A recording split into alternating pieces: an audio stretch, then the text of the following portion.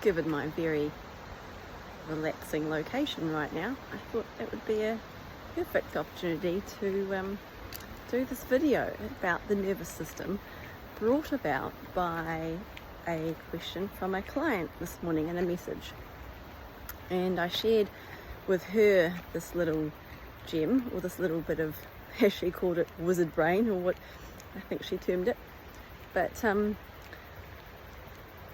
essentially our nervous system rules everything.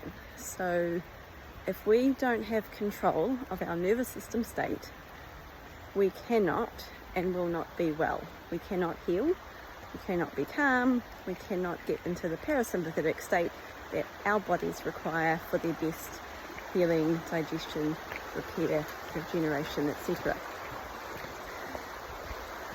How do you feel? I guess firstly, how do you know if your nervous system is stuck in a state of sympathetic dominance, or you're stuck in the sympathetic nervous system drive?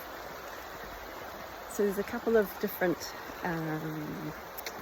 symptoms that you can look out for. Firstly, you constantly feel stressed or overwhelmed, or that you've just got this endless hamster wheel of to-do listing in front of you. You might feel quite irritable or have a very low fuse or a low threshold for things. You might really struggle with sleep. You might struggle to fall asleep, or if you do fall asleep, you might wake frequently. And this is just because the cortisol, i.e. stress hormone, and your melatonin work on an inverse relationship. So if there's too much cortisol pumping through your body can't also produce adequate melatonin at the same time. So you might struggle with sleep. You might therefore also have daytime fatigue because you are sleep deprived. You could have hormonal dysregulations or menstrual irregularities, immune system issues, so you might feel like you are frequently falling sick. What else? You might be really super sensitive to any kind of stimuli, be it noise, be it chemicals, be it smells. You might just have a heightened reaction to them. You might get a lot of anxiety, or just a constant sort of digestive system upset or wearing. These are just a few of them, but essentially you're always feeling wired, and you just can't find a time or a place to stop. So those are just a couple of the symptoms of a dysregulated nervous system state. But I guess the question from my client was, what can I do to improve my nervous system? It's funny, a message from that very client has just popped up on the video on my screen as I'm leaving this. What was I saying? Yes, so she has been aware for some time that she has had dysregulated breathing, and she also wears a specific type of watch which calculates her HRV, being her heart rate variability. Heart rate variability is an indicator of our vagal tone, or our ability to find the parasympathetic state. Now, her HRV has been very, very low, indicating what we call parasympathetic insufficiency, or low vagal tone, or in other words, she's stuck in the sympathetic dominant state. And so her question to me was about what she can take supplementally to help this. And so then the analogy that I gave was, we need to think of it like a bucket with holes in it. So you need to think of the bucket with the holes in it being, well, the holes are effectively the stress, they're the nervous system state. So we can put as much water into that bucket as we like, the water being the supplements, anything that's sort of focused on adrenal recharging or adrenal facilitation, or trying to boost the action and output of the adrenal glands, being the glands that secrete our cortisol, our stress hormone.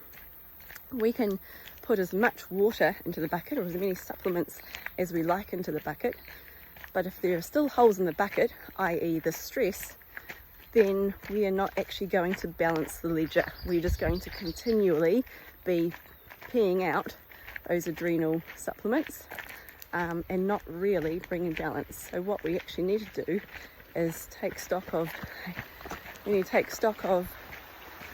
things that are causing us the constantness of stress in our life, and this can come at us from all angles, and actually make changes there. We need to be able to manage and reduce any element of stress or to do in our life, and bring changes in, bring steps in to reduce that, because if we need to address where it's coming from. We need to address the water, the supply, and the holes in the bucket. Because if we don't, we're not going to get anywhere. We can't out-supplement a nervous system state. We need to address the actual driver of that nervous system state in the first place before we get anywhere. And the nervous system is the biggest player on our well-being, on our immunity, on how well we are, on our ability to thrive, more so than anything. If we haven't got control of our nervous system, we haven't got control of our health, our well-being, our vitality, our immunity, and therefore our ability to stay well today and into the future too. Anyway, that's 6.5 minutes. I don't even know if it's going to upload, but I'll leave it there. Hope that's given you some sort of thoughts, provoked the mind a little bit about what nervous systems are in the body, how we sort of identify a dysregulated nervous system state, and the things that we need to look into to help combat any nervous system dysregulation that may be in our life. Any thoughts or comments, leave them below. But yes, it's a big thing in today's world, that dysregulation nervous system, and understanding more about it, how our nervous system is functioning and how we can change it, is the key to our ability to thrive into our future. And I'll leave you there. Keep smiling, keep shining. I'll see you all soon.